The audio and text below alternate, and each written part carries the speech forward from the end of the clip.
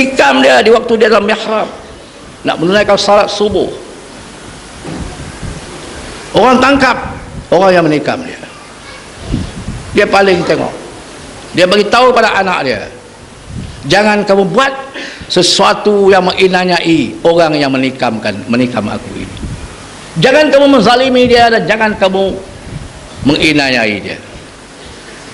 Kalau aku mati dengan tikamannya ini, laksanakanlah hukum Allah ke atas dia, yaitu qisas. Dan jika aku tidak mati, laksanakanlah hukum ta'zir ke atas dia, karena dia telah menikam aku. Tetapi jangan inayai dia, jangan zalimi dia. Bahkan Sayyidina Ali berpesan apabila dia merasakan dia pada hari itu tidak dapat makan lagi, dia berpesan kepada anaknya, berikanlah bahagian makanan aku itu kepada orang yang menikam aku ini. Inilah keadilan, inilah kemanusiaan, inilah Islam. Sebab itu kita menuntut supaya mereka yang 27 orang yang dikatakan terlibat dengan rompakan senjata di Greek, kemudian berlindung di kebun durian di Sauk. Ini macam cerita curi durian ni, macam mana? Yang ni yang kita nak tanya ni. Biar mereka itu dihadapkan ke mahkamah untuk keselamatan, untuk rakyat berjaga-jaga pada masa depan. Karena kita anggap akta ASA adalah akta yang zalim. Jadi ini pendirian kita. Pada mulanya lagi kita membaca keterangan, saya pun tahu cerita kejadian itu bila kejadian itu dihebahkan dalam surat khabar, dalam televisyen. Kemudian tahu kata ada kumpulan yang bernama Ma'unah ini, setelah dikeluarkan kenyataan itu dalam surat khabar. Sebelum itu saya pun tak tahu. Oh, dia bertanya saya, wartawan macam-macam tanya saya, Datuk tak tahu kan? Aku benar nak tahu. Aku bukan jaga semua pertubuhan, aku jaga satu pertubuhan dia. Habis. Saya baru bila Datuk tahu, saya kata saya tahu lepas berlaku peristiwa tu dan bila kerjaan hebahkan dalam media, baru kita tahu kata ada rupanya pertubuhan nama Ma'unah. Bukan saya seorang tak tahu, Pak Badawi pun tak tahu. Bila orang tanya dia, Datuk tak tahu kan kata Ma'unah dia dah lama dah? Saya tak tahu. Dia kata, dia menteri dalam negeri, XB penuh, polis penuh boleh bagi laporan pada hari-hari, dia pun tak tahu. Macam mana kita yang tak ada polis, kita tak boleh tahu? Tiba-tiba berkait dengan kita, dilibatkan dengan PAS. Ini zalim. Tak cukup lagi kezaliman yang telah lampau, nak tambah lagi kezaliman lagi. Lebih kurang 10 hari yang lalu, jeneral yang mengetuai pasukan penyiasat itu membuat kenyataan. Dia kata penyiasatan baru sampai ke peringkat 25%. Penyiasatan jawatan itu baru sampai peringkat 25%. Tiba-tiba Dr. Mahathir sudah bercakap 100%. Jadi apa guna penyiasatan nak dibuat lagi? Apa guna lagi kertas putih? Mula berjanji nak kebukakan kertas putih dalam parlimen, tapi Dr. Mahathir dah keluarkan kertas biru, dah melibatkan PAS, dah tuduh PAS macam-macam. Ini cukup zalim. Ketua Polis Negara mula-mula buat kenyataan, dia kata peristiwa itu adalah satu jenayah, satu kriminal. Tidak ada kena mengena dengan pihak-pihak lain, tidak ada kena mengena dengan politik, tidak ada kena mengena dengan parti politik. Macam mana Dr. Mahathir cuba nak mengaitkan kita? Waktu dia berucap dalam konvensyen UMNO di Al-Star, dia terus terang menyebutkan PAS,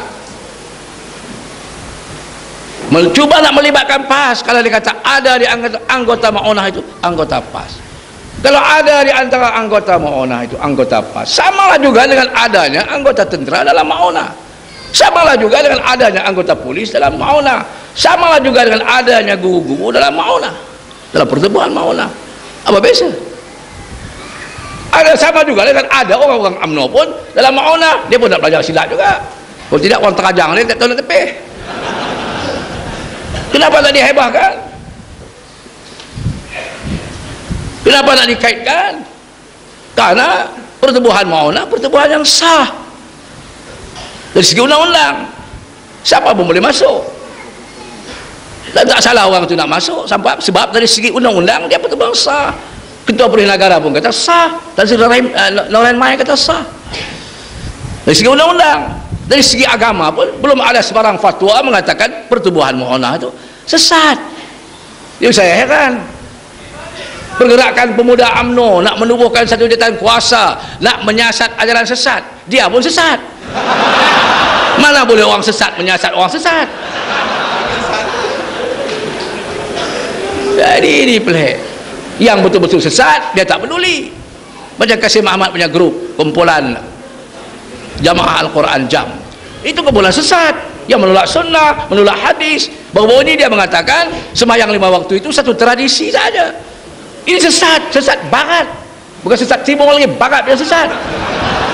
Orang belah tambah dari timur, kalau sesat barat dia cukup teruk punya sesat lah, top sesat lagi lah. Dan dia menganggap dalam ucapan dia mengatakan bahawa dia boleh bergerak bebas sekarang ini karena Dr. Mahathir, kerana Perdana Menteri Dr. Mahathir. Dia begitu marah pada Datuk Seri Anwar Ibrahim kerana dia anggap Datuk Seri Anwar Ibrahim di zaman Datuk Seri Anwar Ibrahim lah buku dia diharamkan. Dia cukup marah pada Anwar Ibrahim, dia sanjung Dr. Mahathir. Dia kata kalau tidak kerana Dr. Mahathir sudah banyak orang-orang kita ditahan buat ASA. Maknanya Dr. Mahathir menjadi pelindung ajaran sesat. Sebab Kasim juga mengatakan yang kita tak boleh pertikai hanya Tuhan saja, tapi manusia termasuk Nabi-Nabi kita boleh pertikai. Wala'ayazubillah. Ini sesat. Kenapa mereka membiarkan Kasim Ahmad memimpin satu ajaran sesat, satu gerakan sesat? Apakah karena Kasim itu kawan dia, Kasim itu ahli UMNO kawan dia? Ataupun apakah dia juga menganut sama pikiran Kasim? Ini pertanyaan-pertanyaan yang rakyat nak tanya. Kita nak jawab tak boleh sebab kita tak tahu. Kita minta taklimat, dia tak mau bagi. Sebab itu kita Barisan Alternatif, bahasa Barisan Alternatif kita buat 3 tuntutan. Pertama, untuk penyiasatan kes Greek Sauk atau Sauk Greek ini naklah ditubuhkan sebuah Suruhanjaya yang bebas. Ada wartawan tanya saya, awak Datuk tak percaya ke kepada pasukan penyiasat tentera? Saya kata bukan tak percaya, tapi tak berapa percaya.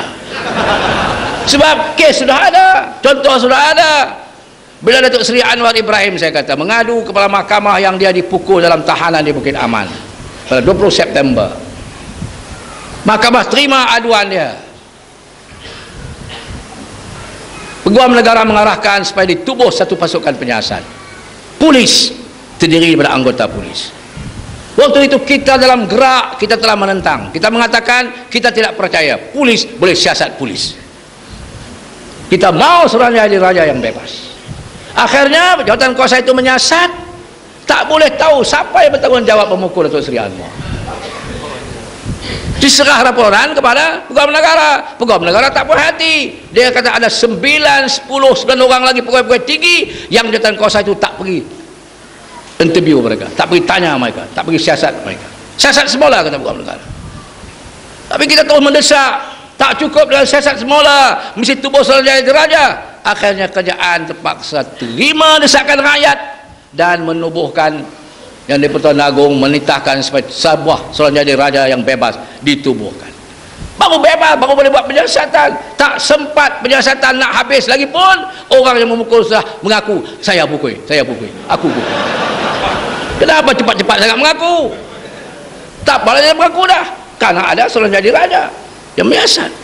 Tapi tak sempat nak ditanya dia, siapa suruh hang pukul? Hak tu tak nak tanya. Kalau kita menang besok, insya-Allah kita akan tanya dia sekali lagi, siapa suruh hang pukul? Hang mampu waktu tu.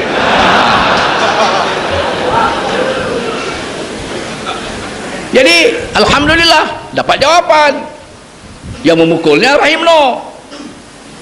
Badan macam gajah Tok Mia macam badan. Badan tak lebam muka sahabat kita tu. Macam tu juga ini melibatkan Kementerian Pertahanan, melibatkan anggota tentera. Sebab itu mesti satu badan yang lebih tinggi untuk menyiasat kes ini. Baru boleh tanya ketua